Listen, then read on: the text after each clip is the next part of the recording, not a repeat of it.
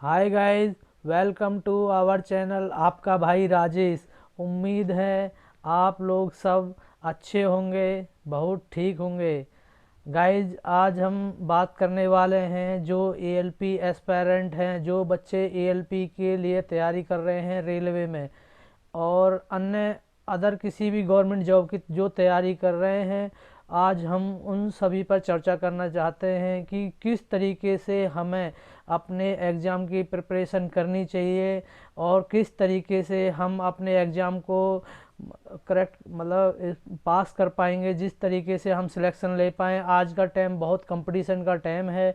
इस टाइम में बहुत ही ज़्यादा कंपटीशन है। अगर हम अपने आप को अपनी स्मार्ट स्टडी नहीं करेंगे और अपनी सही से प्लानिंग करके नहीं चलेंगे और अपने समय का सदुपयोग करेंगे, तभी जाके हमें सफलता हमें हमारे हाथ लग पाएगी।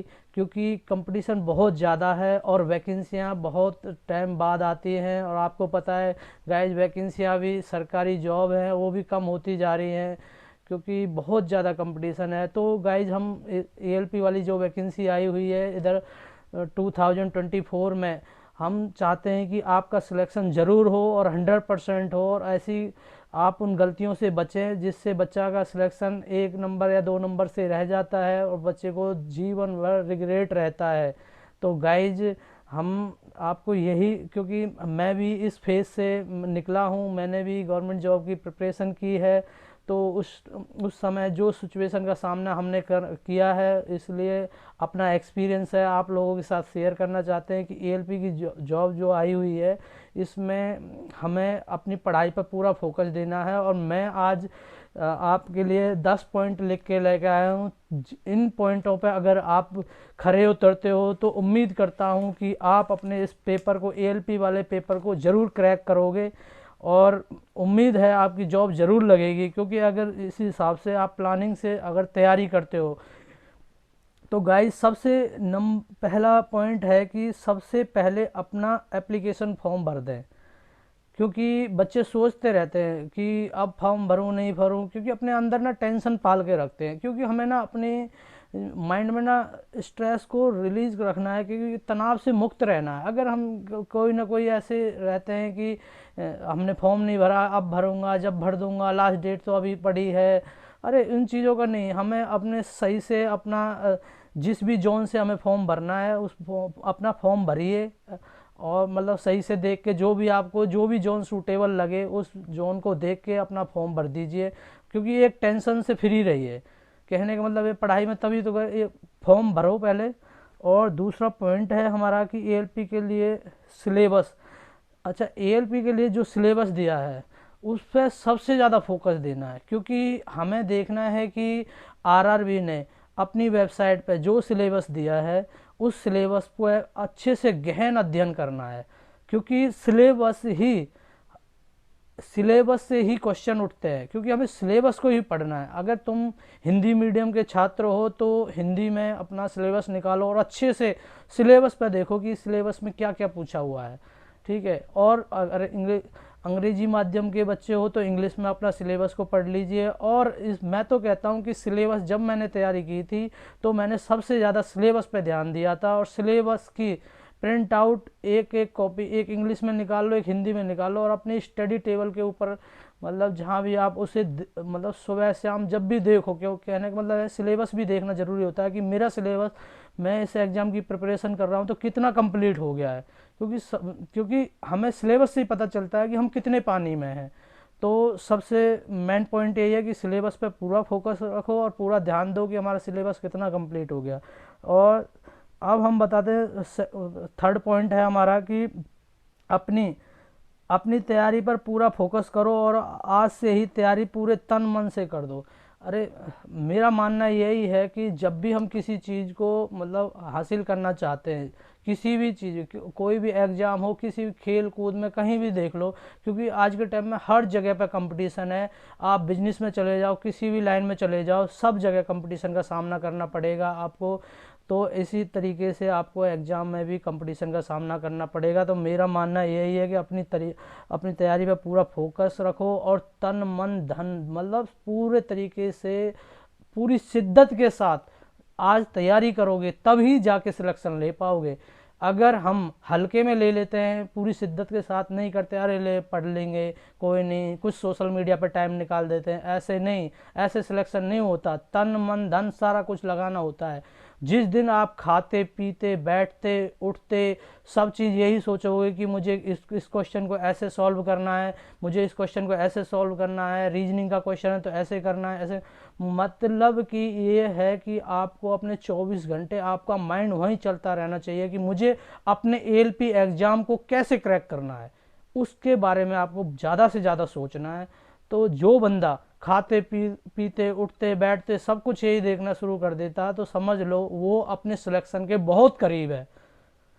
तो फिर गाइज अब हम कहते हैं कि जो हमारा फोर्थ पॉइंट है, फोर्थ पॉइंट ये है कि हमें जो भी हमारे सिलेबस है वैसे उसमें मैथ तो है ही है, रीजनिंग भी है, उसमें जीके भी है, जीएस भी है आपका, और करंट अफेयर, ये पार्ट आते हैं। क्योंकि आपको जो प्री क्लियर करना पड़ेगा, इन पार्टों से होकर निकलना पड़ेगा। तो आपको मैथ का, मैं तो कहता हूँ गाइज आप ऑनलाइन तैयारी भी कर रहे हो चाहे ऑफलाइन कर रहे हो, ऑफलाइन में तो खैर बुक देते ही देते हैं, बट आप ऑनलाइन भी तैयारी कर रहे हो तो मैथ की RS अग्रवाल की बुक ले लीजिए। और भी जो मैथ की बहुत सारी बुक हैं, बट आपके पास बुक ज़रूर होनी चाहिए। अरे गाइज हम तैयारी कर रहे हैं तो हमें 15 से 2,000 रुपये की तरफ या 2-2,500 रुपये की तरफ नहीं सोचना है कि हम कैसे करेंगे। अरे जैसे तैसे बुक जरूर होना चाहिए। बिना हथियारों अस्त्र शस्त्र के युद्ध नहीं लड़ा जा सकता। जिस तरीके से युद्ध को जीतने के लिए अस्त्र शस्त्र चाहिए, तो उसी प्रकार ये भी आपका युद्ध है एक प्रकार से। तो इसमें आपको बुक हैं जो आपका अस्त्र शस्त्र हैं, इसलिए बुक्स होनी आपके पास में बहुत ज़रूरी है। तो मैथ की बुक ले लीजिए, रीजनिंग की बुक ले लीजिए आप ज़रूर, और जीके की भी बुक ले लीजिए, और जीएस की भी बुक ले लीजिए, और बुक से अच्छे से स्टडी करो। क्योंकि आप जब सिलेबस को देखते हो तो बुक से बहुत सारे चैप्टर उसमें होते हैं, तो उन पर भी आप टिक लगाते चलो कि ये चैप्टर मेरा होता जा रहा है। और अब रही करंट अफेयर की बात, करंट अफेयर का भी बहुत बड़ा पार्ट है जो कि हमारे एग्ज़ाम में आता है, और हमने मतलब एग्ज़ाम दिया है तो हमने देखा है। तो करंट अफेयर आपने अपनी डेली की किसी भी यूट्यूब चैनल से जो जिसकी आपको बेस्ट लगे, मैं किसी का नाम सजेस्ट नहीं करना चाहता, बट मैं यही कहना चाहता हूँ जिसका भी आपको बेस्ट लगे, बेस्ट से बेस्ट टीचर है। और मेरा मानना यही है कि जिस दिन आप जिस भी टीचर को पकड़ लो उसी टीचर को पूरे को पकड़ के ही रखो जब तक आपका एग्ज़ाम है। ये नहीं कि आज मैंने उस टीचर से पढ़ा, कल मैं उससे पढ़ूंगा, परसों मैं उससे पढ़ूंगा। ये हम सबसे बड़ी गलती करते हैं गाइज। तो हमें बिल्कुल भी इस चीज़ पर ध्यान देना है। पहले अपना सिलेक्शन कर लो, मुझे इस टीचर से ही पढ़ना है। जो टीचर आपको बेस्ट समझा रहे हैं और जिनसे आपको अंडरस्टैंडिंग बहुत अच्छी हो रही हो, उन्हीं टीचर को आप अपना देख लीजिए, उन्हीं से अपनी करंट अफेयर या कोई भी ऑनलाइन जो भी आप यूट्यूब से मैं तो सारे मतलब बताना चाहता हूँ कि आप जब मैथ भी पढ़ते हो तो जिस टीचर का आपको समझ में आता है उसी टीचर से मैथ की क्लासेज लीजिए, अपने डाउट्स क्लियर कीजिए। जिसका आपको रीजनिंग समझ में आती है उस टीचर से रीजनिंग की क्लास लीजिए। जिसकी आपको जीके समझ में आती है उससे जीके की लीजिए। जिससे आपको जीएस की समझ में आती है उसको जीएस की लीजिए। तो गाइज इस पर ही है कि बुकों पर लोभ लालच ना करें। लोभ और लालच अगर आदमी करता है तो हमें अपने कपड़ों पे करना चाहिए। हम कपड़े खरीद लेते हैं, हम अपने बूट्स खरीद लेते हैं महंगे महंगे, जबकि हमें बुक्स पे ज़्यादा ध्यान देना चाहिए। हम इस टाइम पे हम भी एक युद्ध पे हैं एक प्रकार से। जो गवर्नमेंट जॉब है ना एक युद्ध के बराबर हो गई है। कहने का मतलब ये है, ये भी हम मतलब लड़ाई ही लड़ रहे हैं, क्योंकि एक बच्चा नहीं बैठता है। आप देख रहे हो कंपटीशन में करोड़ों की तादाद में लोग फार्म भरते हैं। आज के टाइम में करोड़ों करोड़ों युवा जो कि इस एग्ज़ाम में बैठते हैं, तो हमें उनसे टक्कर लेनी है ना किसी तरीके से। तो हमारे पास बुक्स होना बहुत ज़रूरी है। तो गाइज अब हम फिफ्थ पॉइंट की तरफ आते हैं। तो इसमें क्या है कि हमें अपने पूरे दिन का शेड्यूल बनाना है। गाइज हमें ना अपना शेड्यूल ज़रूर बनाना चाहिए। मैं ये नहीं कहता कि आपने जो शेड्यूल बनाया है बिल्कुल उसी पे प्रॉपर खरे उतरो, ऐसे नहीं। कि जो भी चैप्टर आपको मतलब ऐसे नहीं कि चारों पांचों मतलब ये इसमें जो भी हमारी मैथ है, रीजनिंग है, जीके है, जीएस है, करंट अफेयर का तो डेली डेली करो, बट बाकी और भी जो ये मैथ है, एक दिन मैथ का देख लिया, रीजनिंग का दे, मतलब ऐसे अपने वीक को 3-3 दिन में डिवाइड कर लीजिए। मैं इनका ऐसे से पढ़ूंगा जिस तरीके से आपको सूटेबल लगे, आपको सूटेबल लगना चाहिए। और पढ़ाई उतना पढ़ो जितना तुम मतलब कि अच्छे से तुम्हें याद हो सके। ऐसा नहीं कि दौड़ लगा रहे हैं, दौड़ नहीं लगानी हमें।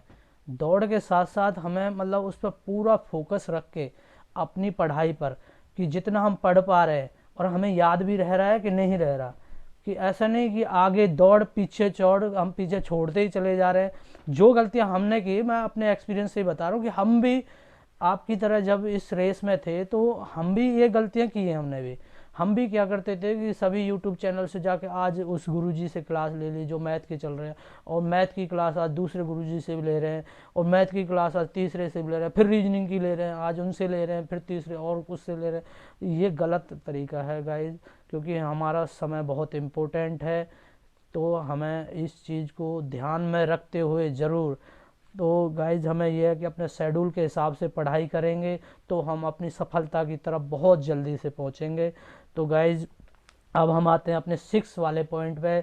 6 पॉइंट हमारा कहता है कि पढ़ाई करते समय, ऑनलाइन या ऑफलाइन पढ़ते समय, नोट्स ज़रूर बनाने हैं। गाइज मैं यही कहना चाहता हूँ, ये सबसे इम्पोर्टेंट पॉइंट है इनमें, कि हमें नोट्स भी बहुत ज़रूर बनाने चाहिए। क्योंकि जब भी हम पढ़ रहे हैं तो क्या हो रहा है, जैसे मैं अपनी ऑनलाइन का बता देता हूँ आपको। जब मैं ऑनलाइन प्रिपरेशन करता था तो मैं क्लासेस को छोड़ता नहीं था, और अपने मोबाइल की स्पीड को बढ़ा लेता था उसमें 1.5 पे और या 1.75 पे करके मैं पूरी क्लास को अटेंड करता था। क्योंकि बस मुझे ये रहता था कि आज इन गुरुजी ने जो पढ़ाया मुझे वो क्लास लेनी ही लेनी है। तो क्या होता था कि नोट्स नहीं बनाते थे, बस पढ़ते रहते थे। कभी लेट के पढ़ रहे हैं, कभी बैठ के पढ़ रहे हैं, कभी रजाई के अंदर, क्योंकि सर्दियों का टाइम रहता था तो रजाई के अंदर पढ़ रहे हैं। तो क्या होता है कि उस टाइम तो हमें सारी चीज़ें, जब गुरुजी हमें पढ़ा रहे होते हैं अपने ऑनलाइन प्लेटफॉर्म पर, तो सारी चीज़ें याद रहती हैं। तो हमें लगता है कि हाँ हमें तो आता है। फिर उसके बाद ना हमारे माइंड ना स्किप कर जाता है। तो क्योंकि अपनी माइंड की मेमोरी पावर भी है, तो ऐसे नहीं कि हम सारी चीज़ें जितनी भी यूट्यूब से पढ़ रहे हैं सारी चीज़ें याद रख सकते हैं, ऐसा नहीं है। तो इसलिए नोट्स बने रहेंगे, इंपॉर्टेंट क्वेश्चन के नोट्स बनाइए। वो नोट्स ही आपको आपकी सफलता तक ले जाएंगे, क्योंकि नोट्स का ही रिवीजन कर सकते हैं। जब एग्ज़ाम का टाइम आएगा ना, तो उस टाइम पे पता चलता है कि मेरे नोट्स कितने इंपॉर्टेंट है, कितने काम। तो मैं ये नहीं कह रहा कि सभी क्वेश्चनों के नोट्स बनाने, जो क्वेश्चन आपसे नहीं हो पाते हैं ना, उन क्वेश्चनों के नोट्स बनाइए। जो क्वेश्चन आपको टफ लग रहे हैं उनके नोट्स बनाइए, उनको बार बार रिवीजन कीजिए उनका बार बार, वो फिर तुम्हें आने लग जाएंगे और तुम्हारे लिए इजी हो जाएंगे। ऐसे ही मैथ के हैं, मैथ के बहुत सारे क्वेश्चन ऐसे हैं या बहुत सारे चैप्टर हैं जिनसे आप दूर भागते हो, तो उन पर ध्यान दीजिए। थोड़ा समय लगेगा शुरुआत में, अपना बेस बनाने में थोड़ा टाइम लगता है, कोई बात नहीं, थोड़ा दीजिए। मैथ के हर चैप्टर को करिए। तो ऐसे ही रीजनिंग के भी बहुत सारे, तो मतलब उन क्वेश्चनों को छोड़ना नहीं है, क्योंकि ये जिन जिन क्वेश्चनों को आप छोड़ेंगे वही एग्जाम में आ जाते हैं और उसी की वजह से आप मेरिट से पीछे रह जाते हो। तो गाइज हमें इस पर बहुत फोकस करना है, नोट्स ज़रूर बनाने हैं। अच्छा, अब क्या करना है कि 7th पॉइंट में बता रहा हूँ कि गाइज हमें जैसे वीक में 7 डेज का हमने एक शेड्यूल बनाते हैं, तो उसमें सैटरडे का एक दिन ऐसा रखो, मैं सैटरडे की नहीं कहता, जो भी आपको सूटेबल लगे, पर वीक में एक दिन ऐसा रखो जितना भी तुमने पूरा पढ़ा है एक वीक के अंदर उसका रिवीजन जरूर करो। चाहे उसमें तुम्हें 2 घंटे लग जाएं या 4 घंटे लग जाएं, रिवीजन जरूर करो। जितना तुमने पढ़ा है उसका रिवीजन करो, फिर उसमें अगले वीक पढ़ोगे तो फिर उसमें जुड़ जाएगा कुछ ना कुछ। अपने रजिस्टर जो नोट्स बना रहे हो उनका रिवीजन जरूर से करो, क्योंकि रिवीजन ही सफलता की सीढ़ी को हमें पकड़ाने में बहुत मदद करता है। रिवीजन बहुत तो गाइज हम इसी पर इस बात पे बात कर रहे थे कि हमें जीके के रिवीजन, अपने जो नोट्स बनाए हुए हैं तो वीकेंड पे हमें उनका रिवीजन ज़रूर करना है। रिवीजन का और जीके के नोट्स होगा रिवीजन, फिर उसके बाद में रीजनिंग के इम्पोर्टेंट क्वेश्चनों का जो हमने ट्रिक बना रखी है उनका हमें रिवीजन हर वीकेंड पे करना है। उसी तरीके से मैथ के फॉर्मूलों को भी हमें अपना रिवीजन ज़रूर से ज़रूर करना है, क्योंकि मैथ के बहुत सारे क्वेश्चन ऐसे ही हैं जो फार्मूला बेस है, उनको फार्मूलों को ज़रूर मतलब रिवाइज करते रहना, ताकि हमें दिक्कत ना हो। क्योंकि फिर रिवीजन के बाद ही वीकेंड पे आपको संडे के दिन एक दिन ऐसा निकालो जिस भी दिन आप टेस्ट दे सको। तो किसी भी प्लेटफॉर्म से, जो ऑनलाइन प्लेटफॉर्म चल रहे हैं आज के टाइम में, उनसे अपना मतलब टेस्ट दीजिए। और टेस्ट बहुत ज़रूरी होता है, क्योंकि क्या होता है कि हम लोग सोचते रहते हैं कि अभी तो हमारी तैयारी बहुत कम हुई है, तो अभी टेस्ट क्या करें देके। नहीं गाइज, ये हम गलती करते हैं। हमें टेस्ट देना चाहिए, चाहे हमारे 40 से 50 नंबर भी आ रहे हैं फिर भी हमें टेस्ट देना चाहिए। हमारे चाहे कम नंबर आ रहे हैं, बट क्या है कि हम उस माहौल से निकल रहे हैं। टेस्ट देने से क्या है पता है, हमें बहुत सारे एक्सपीरियंस आते हैं। हमें डेली एक मॉक टेस्ट ज़रूरी है। मॉक टेस्ट मतलब डेली, सॉरी नहीं, वीकेंड पे एक मॉक टेस्ट देना ज़रूरी है। क्योंकि हमें टेस्ट से ही पता चलता है कि हम अपने प्रेशर को कैसे हैंडल करते हैं। और हमें टेस्ट जब देते हैं ना गाइज, इस पर भी बहुत ध्यान देना है कि टेस्ट जिस टाइम भी हम देने बैठ गए, तो 1 घंटे का या 1.5 घंटे का जो भी टेस्ट है, हमें वो पूरा करना है। ना कि ऐसे करके रोक दिया, फिर आधे घंटे बाद फिर आए, हाँ अब दे देते हैं। नहीं, ये गलत तरीका है गाइज। हमें जब भी देना है तो अपना पूरा टाइम निकालना है टेस्ट के लिए, और पूरा ख़त्म करके ही उठना है। फिर उसके बाद में आप थोड़ा रिलैक्स करके फिर उस जो मॉक टेस्ट दिया आपको उसको एनालाइज कीजिए अच्छे से, गहन उनका एनालिसिस कीजिए। तो उसमें देखिए जो क्वेश्चन आपसे बन गए हैं बहुत अच्छी बात है, जो नहीं बने तो वो क्यों नहीं बने, और उस पर ध्यान दीजिए। फिर उसके हिसाब से उस चैप्टर से गो थ्रू हो जाइए। मतलब नेक्स्ट वीक में ऐसा प्लानिंग बनाइए कि हमसे ये क्वेश्चन नहीं बन पाए, किस तरीके से नहीं बन पाए, तो उनको नेक्स्ट वीक में अपने रखिए अपनी स्टडी प्लान में बना के। तो इसी तरीके से आप अपनी मतलब इस स्टडी को बूस्टअप दे पाते हो। तो टेस्ट ही हमें हमारी औकात बताते हैं कि हम कितने पानी में हैं। और जो बच्चे टेस्ट नहीं देते वो बहुत बड़ी गलती करते हैं। और क्योंकि हमें ऐसी गलती नहीं करनी, हमें तो सिलेक्शन लेना है ना। 2024 में हमें सिलेक्शन लेना है, ये वैकेंसी हमारे लिए ही निकली है।